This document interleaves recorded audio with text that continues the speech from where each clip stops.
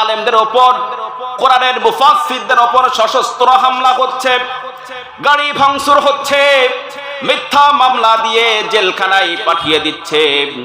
আবার বন্ধুগণ, এরা ওই সমস্ত লোক যারা আবু জাহল, আবু লাহাবের এজেন্ডা বাংলার জমিনে বাস্তবায়ন করতে চায়। আজকে যারা কোরআন শুনতে বাধা দেয়, কোরআন শোনার পরিবেশকে নষ্ট করে দেয়, যদি কোরআনিক ল্যাবরেটরিতে তাদের ব্লাড পরীক্ষা করা হয় তাহলে তাদের শরীরে আবু জাহলের টাটকা রক্ত খুঁজে পাওয়া যাবে। মুফতি আমির হামজা ভাইয়ের মাহফিলে লক্ষ লক্ষ মানুষ পাগলের মতো কোরআন শুনতে আসছে না ভাই? জেল থেকে বের হওয়ার পর তার জনপ্রিয়তা অনেক কমে গেছে, তাই না? তার পপুলারিটি বেড়ে গেছে না ভাই? কয় গুণ? 5 গুণ বেড়ে গিয়েছে। আলহামদুলিল্লাহ। এই বিধান যদি সমাজের প্রতিটি সেক্টরে সেক্টরে, এদেশের প্রতিটি সেক্টরে সেক্টরে যদি কায়েম হয়ে যায় তাহলে সুদ থাকবে না, ঘুষ থাকবে না, চুরি ডাকাতি ছিনতাই চাঁদাবাজি টেন্ডারবাজি বন্ধ হয়ে যাবে, গুম খুন হত্যা বন্ধ হয়ে যাবে, ব্যাংক লুটপাট বন্ধ হবে, দুর্নীতি বন্ধ হবে, জালিমের জুলুম বন্ধ হবে, এক কথায় সকল অন্যায় বন্ধ হয়ে যাবে। সকল প্রশংসার মালিক কে? একটা আওয়াজ করে বলেন, সকল প্রশংসার মালিক কে? সবাই পড়েন, রব্বানা লাকাল হামদ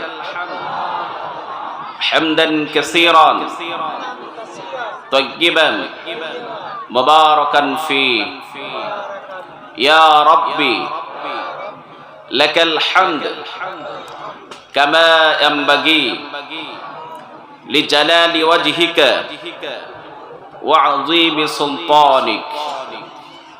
দরুদ ও সালাম পাঠ করছি নবিগুনা ওয়া সাইয়্যিদুনা মুহাম্মাদুর রাসূলুল্লাহ, সকলে পড়ছি সাল্লাল্লাহু আলাইহি ওয়াসাল্লাম। সম্মানিত হাজিরিন, আমি আমার আলোচনার শুরুতে কোরআন মাজিদের অন্যতম একটি সূরা, অত্যন্ত গুরুত্বপূর্ণ একটি সূরা, সূরাতুল আরাফ, এই সূরার 2 এবং 3 নাম্বার আয়াত তেলাওয়াত করেছি। সময় খুবই কম, স্বল্প পরিসরে এই 2টি আয়াতের উপর সংক্ষিপ্ত তাফসীর পেশ করার ইচ্ছা পোষণ করেছি। আল্লাহ পাক যদি আমাকে তৌফিক দান করেন। সম্মানিত ভাইরা, আজকের যে আপনারা কোরআনের মাহফিলে এসেছেন, আপনারা খুশি না বেজার? একটা আওয়াজ দিয়ে বলেন, খুশি না বেজার? কম না বেশি? আমরা খুশি, পরিমাণেও বেশি। বলেন আলহামদুলিল্লাহ। অথচ আমিও খুশি, আপনারাও খুশি, কিন্তু এদেশের এক শ্রেণীর মানুষ তারা কিন্তু খুশি না। আমার ভাইরা, আমার দেশের কিছু বুদ্ধিজীবী আছে, সো ইন্টেলিজেন্ট পারসন, তাসলিমা নাসরিনের উত্তরসূরি, এরা বলে মাহফিল তো দিন দিন বেড়েই চলেছে, এত মাহফিল দিয়ে কি হবে? মাহফিল দিয়ে কি হবে না? মাহফিল দিয়ে কি হচ্ছে এটি তোমরা বুঝতে পারছো না, দেখতে পাচ্ছ না। এদেশের যুবকরা এখন আর সিনেমা হলে সিনেমা দেখতে যায় না, এদেশের যুবকরা এখন আর যাত্রাপালা দেখতে যায় না, এদেশের যুবকরা এখন আর সার্কাস দেখতে যায় না, এদেশের যুবকরা এখন কোরআনের মাহফিলে ছুটে আসে। মাহফিল দিয়ে কোনো লাভ নেই। মাহফিল দিয়ে কি লাভ হচ্ছে এটি তোমরা বুঝতে পারছো না। তোমার ঘরের বউ আগে সারাদিন ভারতের সিরিয়াল দেখতো, এখন তোমার ঘরের বউ, তোমার ঘরের মেয়ে সারাদিন মোবাইল হাতে নিয়ে ফেসবুক আর ইউটিউব থেকে কোরআনের মাহফিল শোনে। বর্তমানে কোরআনের মাহফিলগুলোতে লক্ষ লক্ষ মানুষ কোরআন শুনতে আসে। মুফতি আমির হামজা ভাইয়ের মাহফিলে লক্ষ লক্ষ মানুষ পাগলের মতো কোরআন শুনতে আসছে না ভাই? জেল থেকে বের হওয়ার পর তার জনপ্রিয়তা অনেক কমে গেছে, তাই না? তার পপুলারিটি বেড়ে গেছে না ভাই? কয় গুণ? 5 গুণ বেড়ে গিয়েছে, আলহামদুলিল্লাহ। সম্মানিত ভাইরা, যারা আজকের এই কোরআনের মাহফিলকে সহ্য করতে পারে না, আমরা তাদের জন্য দোয়া করছি, আল্লাহ পাক সকলকে হেদায়েতের ব্যবস্থা করুন। পড়েন আমিন। আরো একবার পড়েন আমিন। সম্মানিত ভাইরা, চলুন আলোচনা শুরু করি। আউযু বিল্লাহি মিনাশ শাইতানির রাজীম। বিসমিল্লাহির রাহমানির রাহিম। কিতাবুন উনজিলা ইলাইকা ফালা ইয়াকুন ফি সাদরিকা হারাজুম মিনহু লিতুনযিরা বিহি ওয়া যিকরা লিল মুমিনিন। পড়েন আল্লাহু আকবার। আল্লাহ রাব্বুল আলামিন বলেন, A book has been revealed to you. You should not hesitate to convey its warning.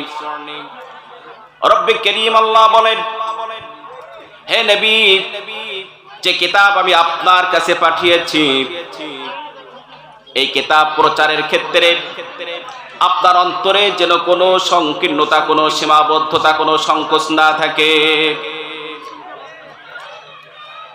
ফালা ইয়াকুন ফি সাদরিকা হারাজ। হে নবী, যে কিতাব পাঠিয়ে দিয়েছি, এই কিতাব প্রচারের ক্ষেত্রে আপনার অন্তরে যেন কোনো সংকোচ, কোনো সংকীর্ণতা, কোনো সীমাবদ্ধতা না থাকে। লিতুনযিরা বিহি, এই কোরআন নাজিলের উদ্দেশ্য হচ্ছে এই কিতাব দিয়ে, এই কোরআন দিয়ে আপনি মানুষদেরকে সতর্ক করবেন। ওয়া যিকরা লিল মুমিনিন, It's a good advice to the believers. এটি হচ্ছে মুমিনদের জন্য, যারা বিশ্বাস স্থাপন করেছে তাদের জন্য একটি স্মারক, একটি উপদেশ।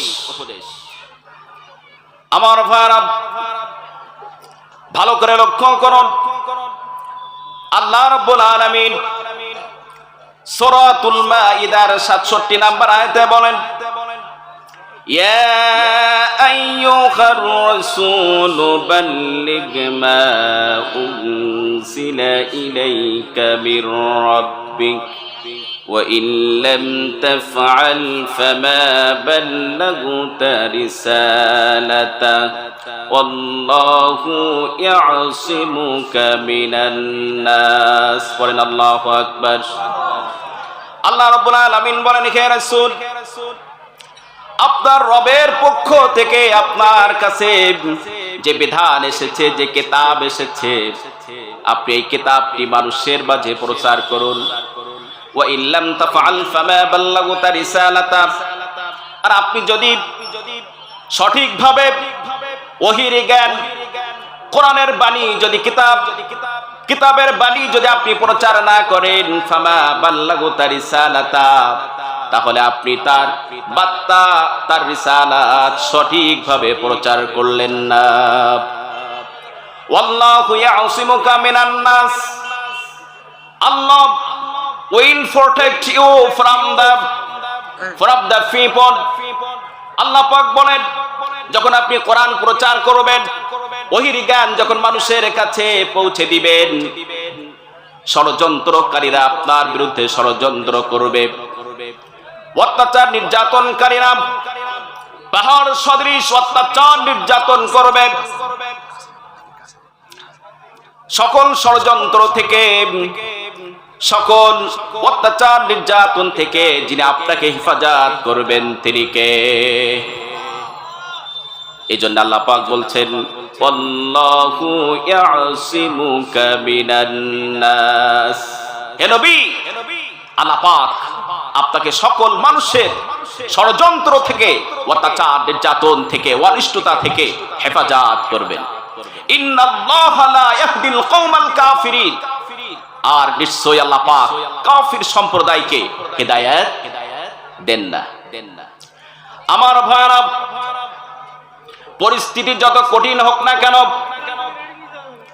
ষড়যন্ত্রকারীরা যত ষড়যন্ত্র করুক না কেন, অত্যাচার নির্যাতনকারীরা যত নির্যাতন করুক না কেন, কোন অবস্থাতে ওহির জ্ঞান গোপন করা যাবে না। যারা ওহির জ্ঞান গোপন করে তাদের জন্য কিয়ামতের ময়দানে আল্লাহ রাব্বুল আলামিন কঠিন আযাব প্রস্তুত করে রেখেছেন। আল্লাহ রাব্বুল আলামিন সূরাতুল বাকারা 174 নম্বর আয়াতে বলেন, ইন্নাল্লাযীনা ইয়াকতুমুনা মা আনজালাল্লাহু মিনাল কিতাবি ওয়া ইয়াশতারুনা বিহি সামানান কলিলা উলাইকা মা ইয়াকুলুনা ফি বুতুনিহিম إلا النار ولا يكلمهم الله يوم القيامة ولا يزكيهم ولهم عذاب أليم। পড়েন আল্লাহু আকবার। আল্লাহ রাব্বুল আলামিন বলেন, নিশ্চয়ই যারা নেতাদেরকে খুশি করার জন্য ষড়যন্ত্রকারীদের ষড়যন্ত্রের ভয়ে, অত্যাচারকারীদের অত্যাচারের ভয়ে, দুনিয়ার জীবনে একটু ভালো থাকার জন্য, রাজনৈতিক জীবনে পদ প্রমোশনের জন্য যারা ওহির জ্ঞান গোপন করে, যারা আল্লাহ পাকের বিধানকে গোপন করে, ওয়াস্তারুনা বিহি সামানান কলিলা, আর ওহির জ্ঞানকে সামান্য মূল্যে বিক্রি করে, আল্লাহ পাক বলছেন, উলাইকা মা ইয়াকুলুনা ফি বুতুনিহিম ইল্লান নার, এরা ওই সমস্ত লোক যারা নিজেদের পেটকে শুধুমাত্র জাহান্নামের আগুন দ্বারা পরিপূর্ণ করে। পড়েন নাউযুবিল্লাহ। ওয়ালা ইউকাল্লিমুহুমুল্লাহু ইয়াওমাল কিয়ামাহ, যারা ওহির জ্ঞান গোপন করে, আল্লাহ রাব্বুল আলামিন কিয়ামতের দিন এই সমস্ত মানুষদের সাথে কথা বলবেন না। ওয়ালা ইউযাক্কিহিম, আর এই মানুষগুলোকে গুনাহ থেকে, পাপ থেকে পবিত্র করবেন না। ওয়ালাহুম আযাবুন আলীম, আর তাদের জন্য রয়েছে যন্ত্রণাদায়ক জাহান্নামের কঠিন শাস্তি। পড়েন নাউযুবিল্লাহ। আমার ভাইরা, কোরআন থেকে কথা বলার কারণে আজকের আলেমদের চরিত্রে কালিমা লেপন করে মিথ্যা মামলা দিয়ে জেলখানায় পাঠিয়ে দেওয়া হচ্ছে। কোরআন থেকে কথা বলার কারণে আলেমদেরকে অকথ্য ভাষায় গালিগালাজ করা হচ্ছে। কোরআন থেকে কথা বলার কারণে আলেমদের ওপর, কোরআনের মুফাসসিরদের ওপর সশস্ত্র হামলা হচ্ছে, গাড়ি ভাঙচুর হচ্ছে, মিথ্যা মামলা দিয়ে জেলখানায় পাঠিয়ে দিচ্ছে। আবার বন্ধুগণ, এরা ওই সমস্ত লোক যারা আবু জাহল, আবু লাহাবের এজেন্ডা বাংলার জমিনে বাস্তবায়ন করতে চায়। আজকে যারা কোরআন শুনতে বাধা দেয়, কোরআন শোনার পরিবেশকে নষ্ট করে দেয়, যদি কোরআনিক ল্যাবরেটরিতে তাদের ব্লাড পরীক্ষা করা হয় তাহলে তাদের শরীরে আবু জাহলের টাটকা রক্ত খুঁজে পাওয়া যাবে। সম্মানিত ভাইরা, আল্লাহ রাব্বুল আলামিন বলেন, কিতাবুন উনজিলা ইলাইকা ফালা ইয়াকুন ফি সাদরিকা হারাজুম মিনহু লিতুনদিরা বিহি ওয়া যিকরা লিল মুমিনিন। নবী, আমি আপনার কাছে যে কিতাব পাঠিয়ে দিয়েছি এই কিতাব প্রচারের ক্ষেত্রে আপনার অন্তরে যেন কোনো সংকোচ না থাকে, সংকীর্ণতা না থাকে। আর এই কিতাব এজন্য দিয়েছি যাতে করে আপনি এই কিতাব দিয়ে মানুষদেরকে সতর্ক করতে পারেন।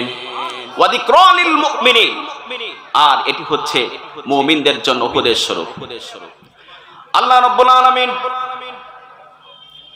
পরবর্তী আয়াতে বলেন, ইত্তাবিউ মা উনজিলা ইলাইকুম মির রাব্বিকুম ওয়া লা তাত্তাবিউ মিন দুনিহি আউলিয়া কলিলাম মা তাযাক্কারুন। পড়েন আল্লাহু আকবার। আল্লাহ রাব্বুল আলামিন বলেন, follow what has been revealed to you from your Lord. তোমাদের রবের পক্ষ থেকে তোমাদের কাছে যা নাযিল হয়েছে তা তোমরা অনুসরণ করো। আমার বন্ধুগণ, আল্লাহ পাক আমাদের মাঝে যে বিধান দিয়েছেন, যে কিতাব নাযিল করেছেন, জীবনের প্রত্যেকটি ক্ষেত্রে ওই কিতাবকে অনুসরণ করার দরকার আছে না নাই? আছে না নাই?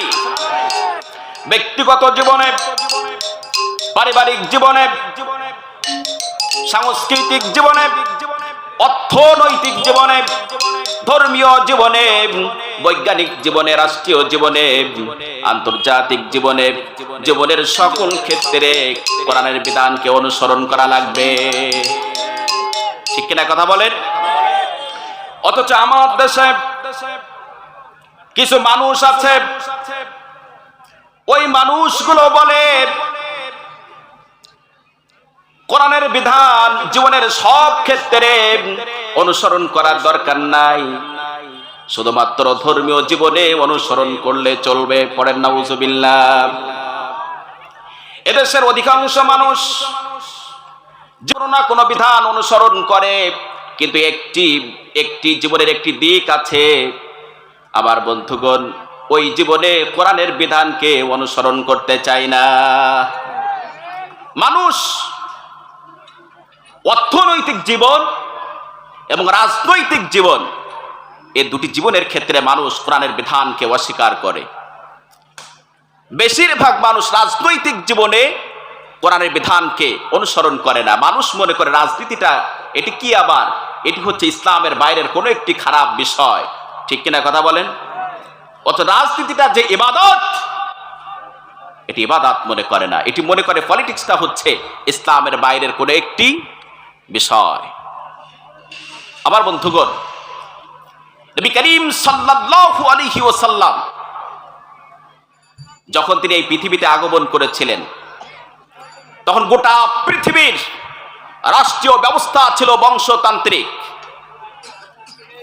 বিশ্বনবী সর্বপ্রথম একটি আধুনিক জনগণতান্ত্রিক পরামর্শ ভিত্তিক রাষ্ট্র ব্যবস্থা প্রতিষ্ঠা করেছেন।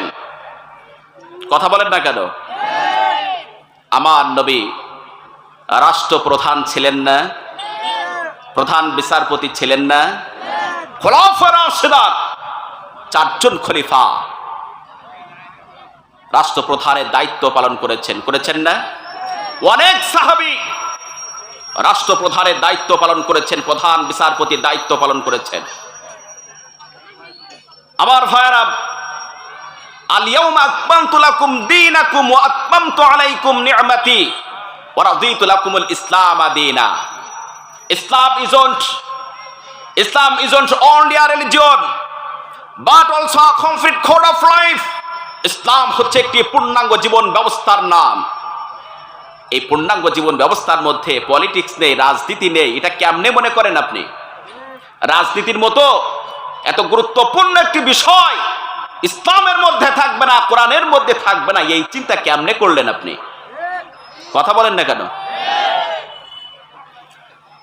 আল্লাহ রাব্বুল আলামিন সূরা শুরা 13 নম্বর আয়াতে বলেন, আকিমুদ্দিন ওয়া লা তাতাফাররাকু ফি।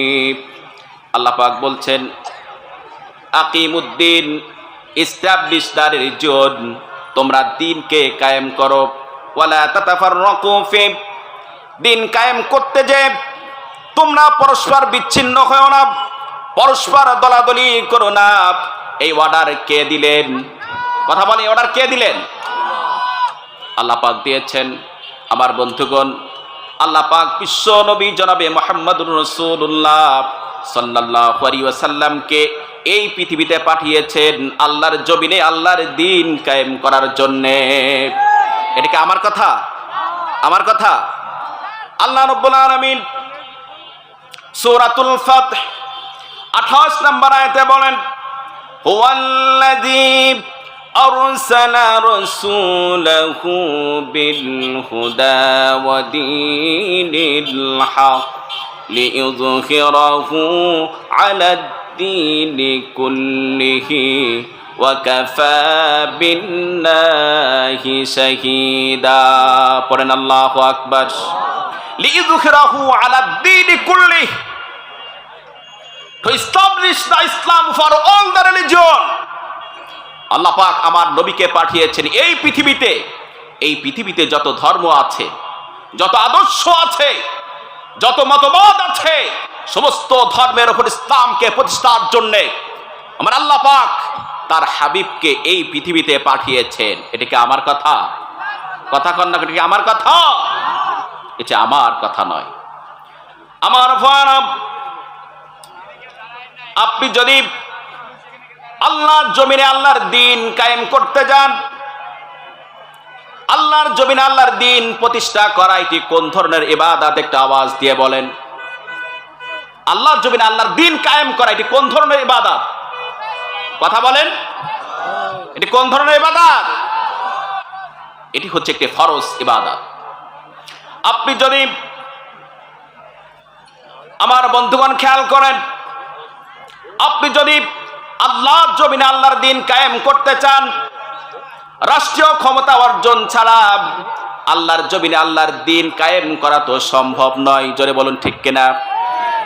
আমার বন্ধুগণ, এদেশের সকল হুজুররা, সকল আলিমরা, সকল মুফাসসিররা যদি 24 ঘন্টা কোরআন থেকে কথা বলে, হাদিস থেকে কথা বলে যে তোমরা দ্বীন কায়েম করো, দ্বীন কায়েম করো, সারাদিন 24 ঘন্টা যদি এই কথা বলা হয়, পৃথিবীর সমস্ত হুজুররা যদি সাধারণ মানুষকে বলে দ্বীন কায়েম করো, কিন্তু দ্বীন কায়েম হবে? হবে? দ্বীন কায়েম করতে হলে অবশ্যই রাষ্ট্রীয় ক্ষমতার প্রয়োজন আছে না নাই? কথা বলেন। আমার ভাইরা, আপনারা সবাই নোট করে নিতে পারেন। আল্লাহ রাব্বুল আলামিন সূরাতুল হাদীদ 25 নম্বর আয়াতে বলেন, وأنزلنا الحديد فيه بأس شديد ومنافع للناس। আল্লাহ রাব্বুল আলামিন বলেন, ওই সেন্ট ডাউন দায়ান আমি লৌহ নাজিল করেছি, তাতে আছে প্রচন্ড শক্তি এবং মানুষের জন্য বহুবিধ কল্যাণ। আমার বন্ধুগণ, লোহা শক্ত না নরম? একটা আওয়াজ দিয়ে বলেন। লোহা শক্ত না নরম? তাফসীরের কিতাবে হাদিদ দ্বারা, লোহা দ্বারা রাজনৈতিক শক্তিকে বোঝানো হয়েছে। রাজনৈতিক শক্তি কি নরম না লোহার মতো শক্ত? কথা বলেন। রাজনৈতিক শক্তি, পলিটিক্যাল পাওয়ার, এটি কি নরম বালিশের মতো না লোহার মতো শক্ত? লোহার মতো শক্ত না? আমার ভাইরা, ওয়াজ নসিহত বক্তৃতার মাধ্যমে অধিকাংশ মানুষ সত্য পথ অবলম্বন করে না। সেক্ষেত্রে যদি রাজনৈতিক শক্তি হচ্ছে এমন একটি মাধ্যম, যদি ইসলামের পক্ষে ব্যবহার করা হয় তাহলে লোহার মতো শক্ত ভূমিকা পালন করবে। ঠিক কিনা বলেন?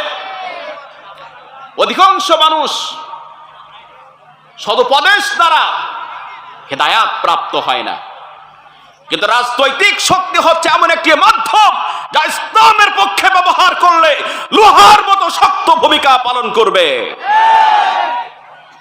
হযরত ওসমান রাদিয়াল্লাহু তাআলা আনহু বলেন, ইন্নাল্লাহা লা ইয়াসউ বিস-সুলতানি মা লা ইয়াসউ বিল কুরআন। নিশ্চয় আল্লাহ তাআলা রাজনৈতিক শক্তি দ্বারা, পলিটিক্যাল পাওয়ার দ্বারা এমন কিছুর উচ্ছেদ ঘটান ওয়াজ নসিহত বক্তৃতার মাধ্যমে, কোরআনের মাধ্যমে সেগুলির উচ্ছেদ ঘটান না। কার কথা? কে বলেছেন? আল্লাহর কথা। হযরত ওসমান রাদিয়াল্লাহু তাআলা আনহু তিনি বলেছেন,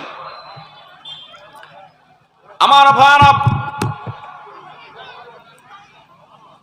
কোরআনের নসিহত, হাদিসের নসিহত সকল মানুষকে প্রভাবিত করে না, কিন্তু ভয় এবং প্রহারের আঘাত কিন্তু সব মানুষকে প্রভাবিত করে। জোরে বলুন ঠিক কিনা? আপনারাই বলেন যে বেনাপোল পোর্ট থানার ওসি সাহেবকে আপনারা বেশি ভয় করেন, না আজকের প্রধান মেহমান দেশ সেরা ইসলামিক স্কলার শায়খ আব্দুল হাই মোহাম্মদ সাইফুল্লাহ ভাইকে বেশি ভয় করবেন? আবেগ দিয়ে কথা বলবেন না, কাকে ভয় করবেন? কথা বলেন। এবার আপনারাই বলেন, আল্লাহর জমিনে আল্লাহর দ্বীন প্রতিষ্ঠার জন্য রাষ্ট্রীয় ক্ষমতার দরকার আছে না নাই? কথা বলেন, আছে না নাই? আমার ভাইরা, রাষ্ট্রীয় ক্ষমতা অর্জন করতে হলে, আল্লাহর জমিনে আল্লাহর দ্বীন কায়েম করতে হলে বিশ্ব নবী জনাবে মুহাম্মদুর রাসূলুল্লাহ সাল্লাল্লাহু আলাইহি ওয়াসাল্লামের দেখানো পদ্ধতিতে আপনাদেরকে চলতে হবে। বিশ্ব নবী আল্লাহর জমিনে আল্লাহর দ্বীন কায়েম করার জন্য তায়েফের ময়দানে সমস্ত শরীরটা রক্তে ভিজিয়েছেন, 3 বছর জেল খেটেছেন। উহুদের ময়দানে দন্দান মুবারক শহীদ হয়েছে। উহুদের ময়দানে বিশ্ব নবীর সমস্ত দেহ মুবারককে রক্তে ভিজিয়েছেন, ঠিক কিনা? আমার ভাইরা, বিশ্ব নবী জীবনে 27টি যুদ্ধে অংশগ্রহণ করেছেন। 27টি যুদ্ধে তিনি সেনাপতির নেতৃত্ব দিয়েছেন।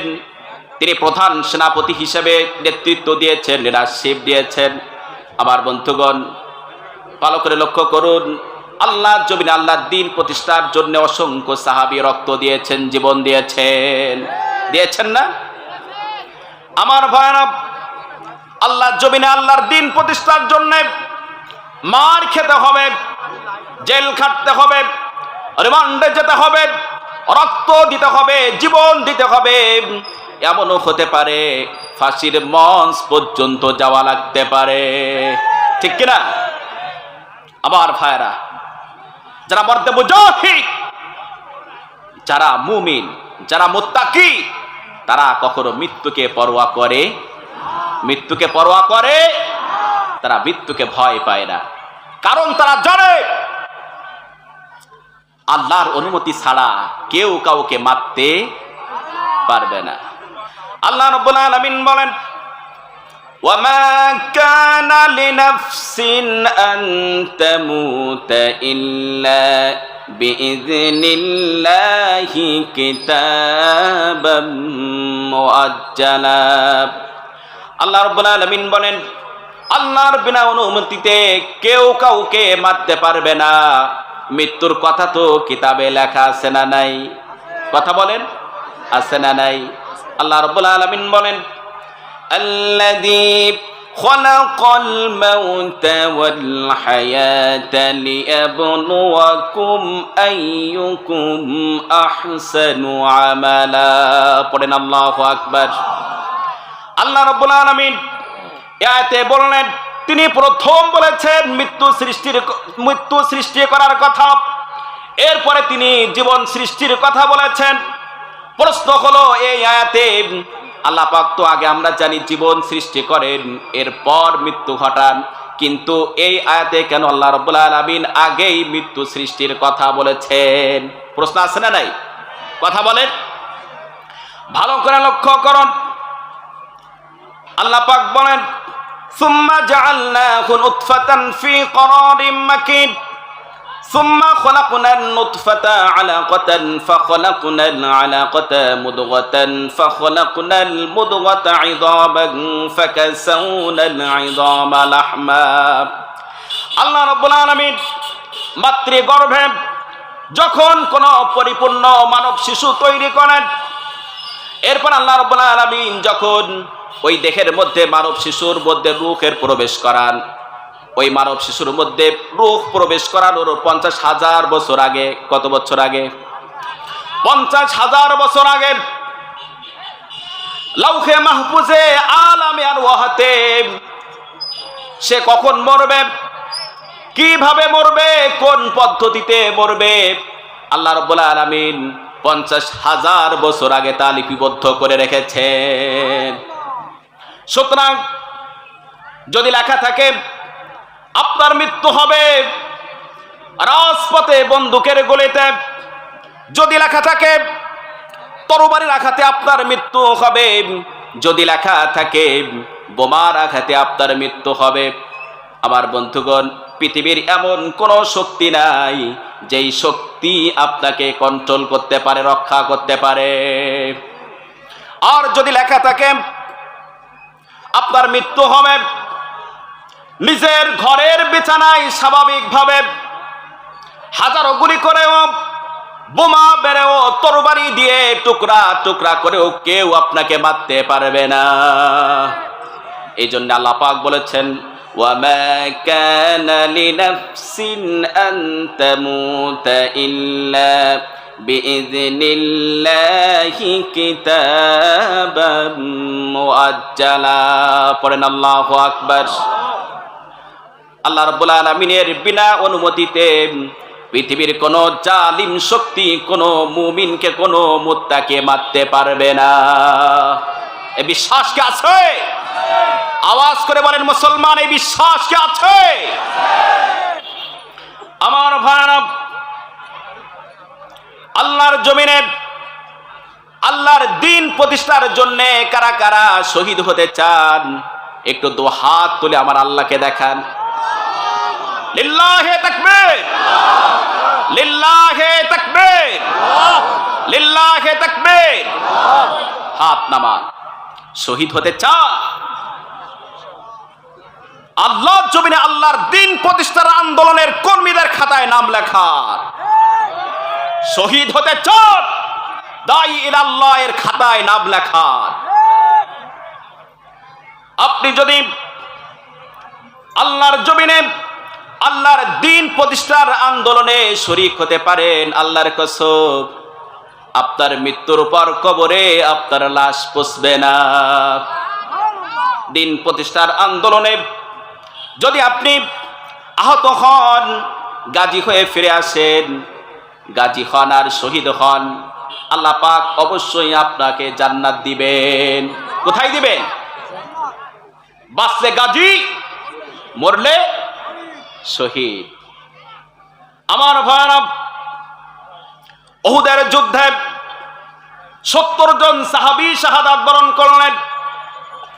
যুদ্ধ শেষ হয়ে গেল। বিশ্ব নবী সাহাবীদেরকে বললেন, সাহাবীরা, উহুদের ময়দানে যারা শাহাদাত বরণ করেছে, খল্লুহুম বিদিমাইহিম ওয়া জিরাহিহিম, সমস্ত শহীদদেরকে রক্ত মাখা অবস্থায় দাফনের ব্যবস্থা করো। ফানা শাহীদু আলাইহিম, কারণ কিয়ামতের দিন আমি বিশ্ব নবী আল্লাহর দরবারে এই সমস্ত শহীদদের শাহাদাতের সাক্ষ্য প্রদান করব। বিশ্ব নবী তাকিয়ে দেখলেন সাহাবীদের মন খারাপ, সাহাবীরা মন খারাপ করে দাঁড়িয়ে আছে।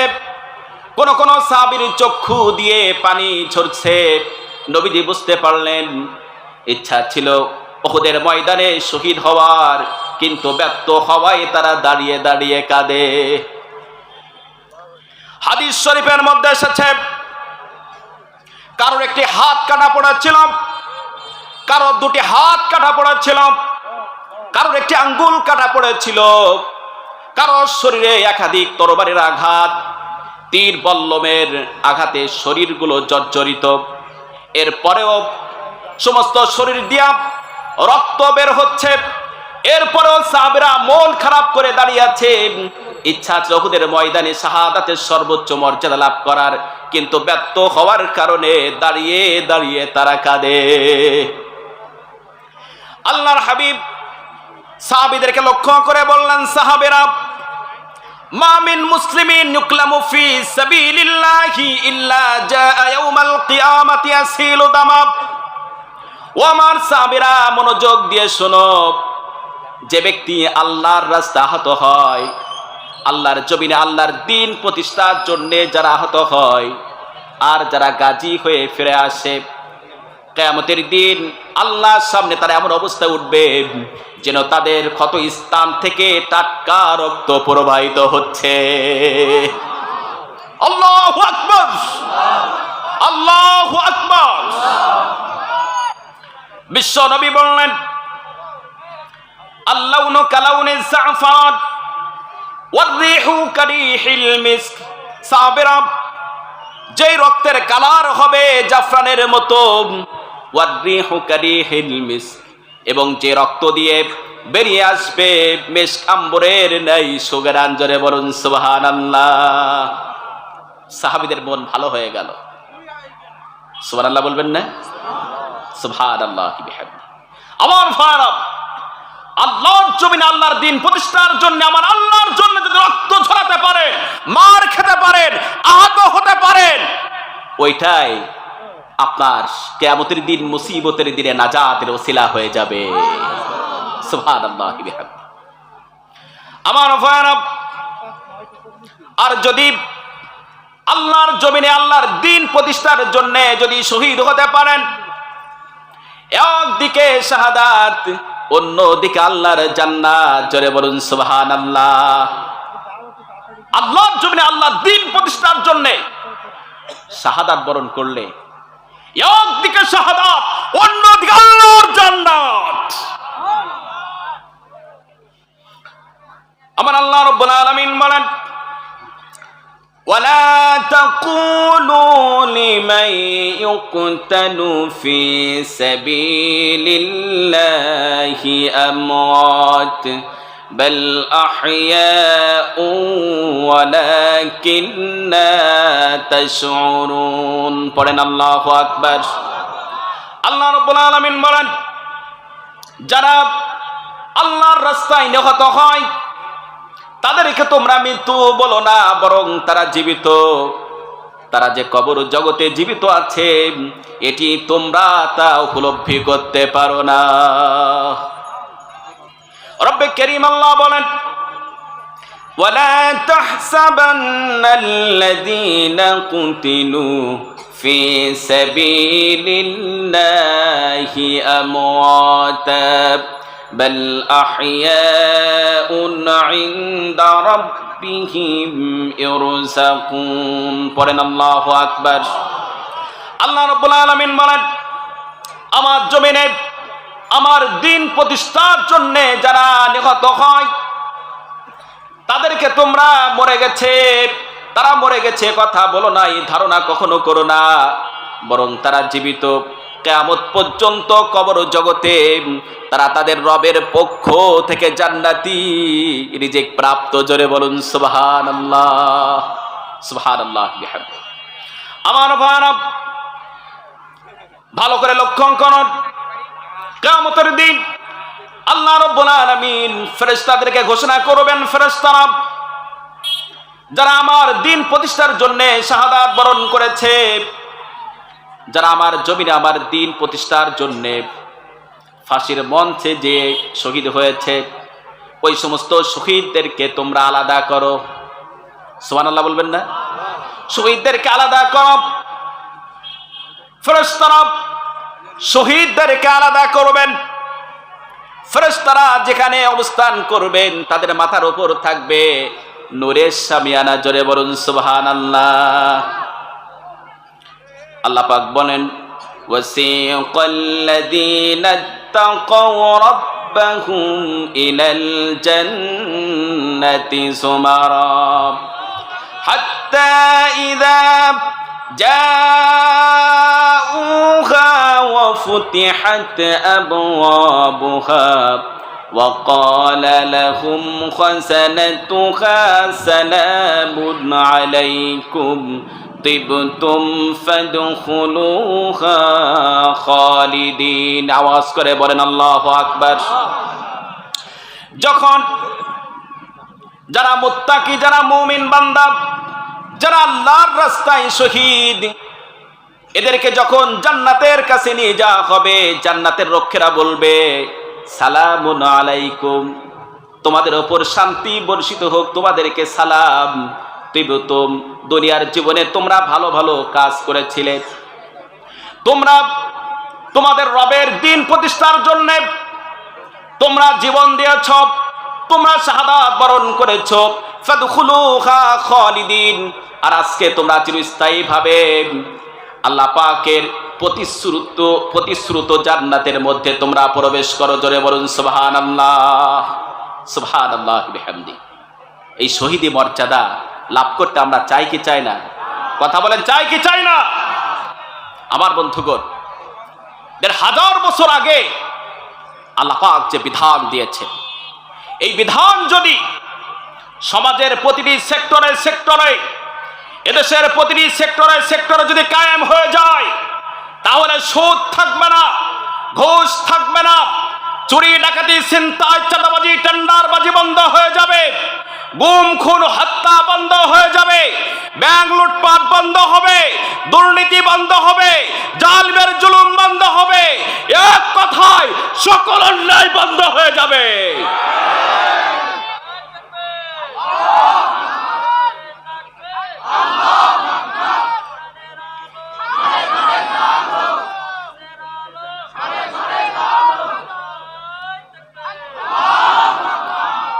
আমরা হুজুররা সারাদিন ওয়াজ করে সুদ বন্ধ করতে পারবো না, ঘুষ বন্ধ করতে পারবো না, দুর্নীতি বন্ধ করতে পারবো না, জালিমের জুলুম বন্ধ করতে পারবো না। যদি এদেশের জমিনের উপর কোরআনের শাসন কায়েম হয়ে যায়, আর পার্লামেন্ট থেকে যদি একটা অর্ডার আসে, আজ থেকে সুদ বন্ধ, আজ থেকে ঘুষ বন্ধ, চুরি ডাকাতি ছিনতাই চাঁদাবাজি টেন্ডারবাজি বন্ধ, একটা অর্ডারে বন্ধ হয়ে যাবে এদেশের সকল অন্যায়।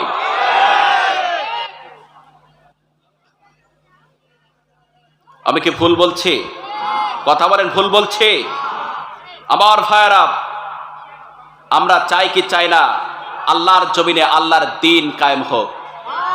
তাহলে আসুন, ওয়াতাসিমু বিহাবলিল্লাহি জামিআন ওয়া লা তাফাররাকু, আমরা ঐক্যবদ্ধ হয়ে যাই।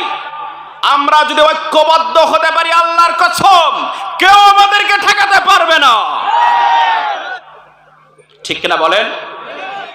আমার বন্ধুগণ, সে আল্লাহ পাক বলছেন ইত্তাবিউ মা উনসিলা ইলাইকুম মির রাব্বিকুম। আল্লাহ বলছেন follow what has been revealed to you from your Lord.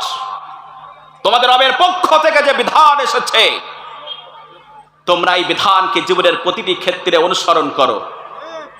ওয়ালা তাত্তাবিউ মিন দুনিহি আউলিয়া, আর তোমরা নিজেদের রবকে বাদ দিয়ে পথভ্রষ্ট অভিভাবকদেরকে, পথভ্রষ্ট নেতাদেরকে তোমরা অনুসরণ করবে না। আল্লাহ তাআলা বলেছেন ওয়ালা তাত্তাবিউ মিন দুনিহি আউলিয়া। এখানে আউলিয়া বলেছেন, এই আউলিয়া বলতে পীর সাহেবরা না, ওলিগুন শব্দের জামা হচ্ছে আউলিয়া। ওলি শব্দের কয়েকটি অর্থ আছে, ওলি শব্দের কয়েকটি অর্থ আছে, বন্ধু, অভিভাবক, নেতা। এখানে তাফসীরের কিতাবে আউলিয়া দ্বারা পথভ্রষ্ট নেতাদেরকে বোঝানো হয়েছে। কাদেরকে বোঝানো হয়েছে?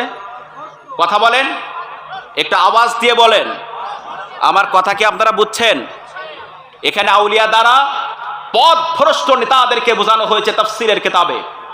সে আল্লাহ পাক বলছেন ওয়ালা তাত্তাবিউ মিন দুনিহি আউলিয়া, তোমরা নিজেদের রবকে বাদ দিয়ে পথভ্রষ্ট নেতাদেরকে তোমরা অনুসরণ করো না। কোন নেতাকে অনুসরণ করতে হবে, কোন নেতাকে মডেল হিসাবে গ্রহণ করতে হবে, কোন নেতার আদর্শ গ্রহণ করতে হবে, কোন নেতার পিছনে ছুটবেন, তার বর্ণনা কোরআনে আছে না নাই? কথা বলেন, আছে না নয়? আমার ভাইরা, যে দলের নেতারা আল্লাহর আইন দিয়ে বিচার করে না, ওই দলকে অনুসরণ করা যাবে না। শুধু ওই দল নয়, ওই দলের নেতৃত্বে যারা আছে কোন লিডারদেরকে আপনি মডেল হিসাবে গ্রহণ করতে পারবেন না। ওমান লাম ইয়াহকুম বিমা আনজালাল্লাহু ফাউলাইকা হুমুল কাফিরুন। আল্লাহ রাব্বুল আলামিন বলেছেন, আল্লাহর আইন দিয়ে যারা বিচার ফয়সালা করে না তারাই হলো কাফির। এ কথা কার কথা বলেন? কার? ওয়ালা তুতিউল কাফিরিন ওয়াল মুনাফিকিন। আল্লাহ রাব্বুল আলামিন বলেছেন, যারা কাফির আর যারা মুনাফিক তাদেরকে তোমরা আনুগত্য করো না, তাদেরকে অনুসরণ করো না। এটা কার কথা? ফালা তুতিউল মুকাজ্জিবিন। যারা যেই সমস্ত নেতারা মিথ্যুক মিথ্যাবাদী জনগণের সাথে মিথ্যাচার করে, আমার আল্লাহ রাব্বুল আলামিন বলেছেন ফালা তুতিউল মুকাজ্জিবিন। যারা মিথ্যাবাদী মিথ্যুক নেতা যারা, তাদেরকে আনুগত্য তোমরা করতে পারবে না। এটা কার কথা? আমার ভাইরা, যেই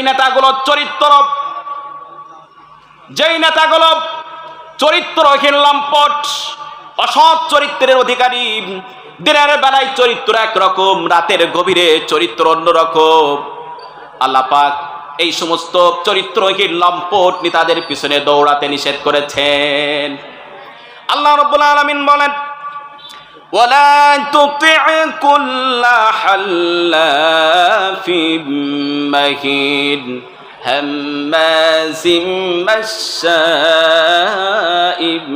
বিনামিম মান্না'ইল লিল খায়রি মু'তাদিন আসিম। পড়েন আল্লাহু আকবার। যারা অসৎ চরিত্রের অধিকারী যেই নেতাগুলো, দেখেন না আকাম কুকাম করতে যে বড় বড় নেতা আকাম কুকাম করতে যে লোকের ঘরে ধরা পড়ে, কি ফেসবুকে দেখেন না? এদের চরিত্র দিনের বেলা একরকম, রাতের গভীরে অন্যরকম। এই সমস্ত চরিত্রহীন লম্পট ভণ্ড নেতাদেরকে অনুসরণ করতে পারবেন না। আমার কলিজার টুকরা যুবক ভাইরা, তরুণ ছাত্র ভাইরা, ভালো করে লক্ষ্য করুন।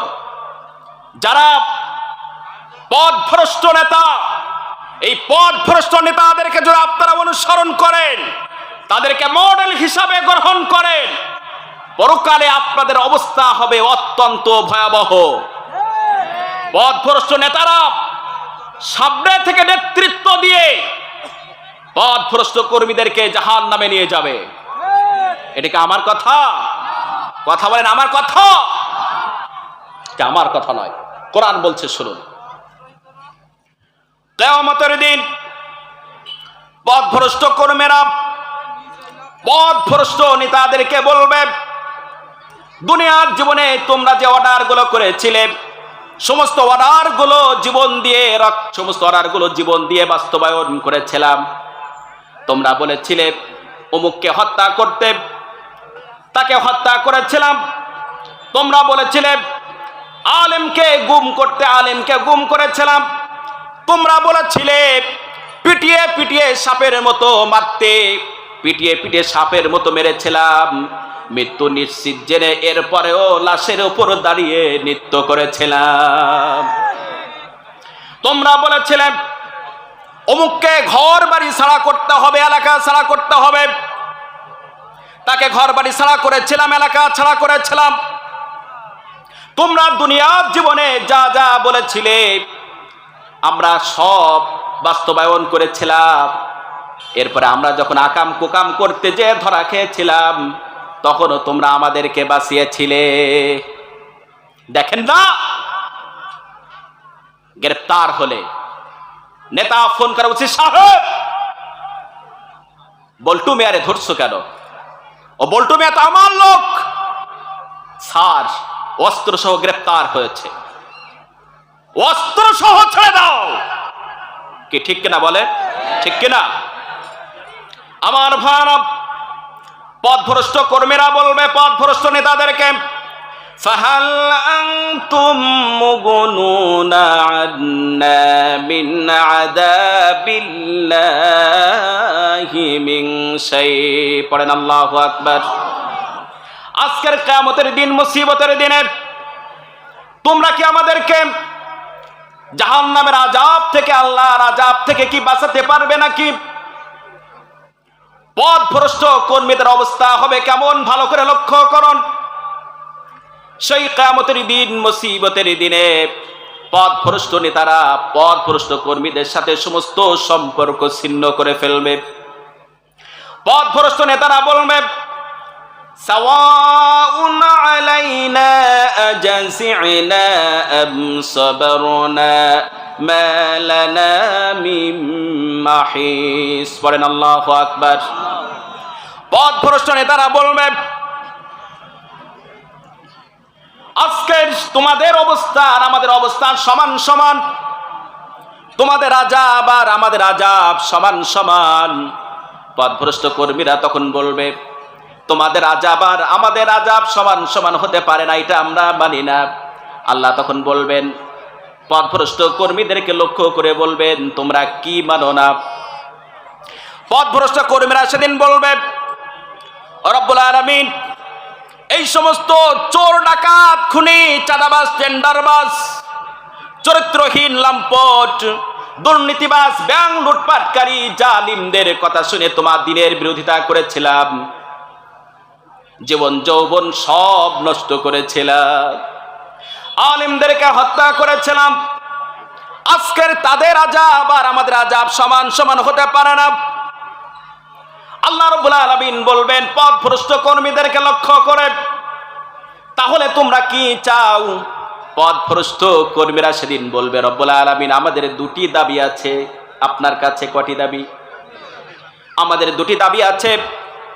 প্রথম দাবি হলো, এই সমস্ত ভণ্ড পথভ্রষ্ট নেতাদেরকে আমাদের সামনে এনে দাও। নাজআলহুমা তাহতা আকদামিনা লিয়াকুনা মিনাল আসফালিন। পথভ্রষ্ট কর্মীরা বলবে, এই সমস্ত নেতাদেরকে আমাদের সামনে এনে দাও, আজকে আমরা তাদেরকে একটু পাড়াবো, তাদের বুকের ওপর পা দিয়ে জাহান্নামে যাব। দুনিয়ার জীবনে তাদেরকে সর্বোচ্চ সম্মান মর্যাদা দিতাম, আজকের আমরা তাদেরকে সর্বোচ্চ বেইজ্জতি করব। সেদিন কিন্তু একদম নেতাদের নেতাগিরি ছুটে যাবে।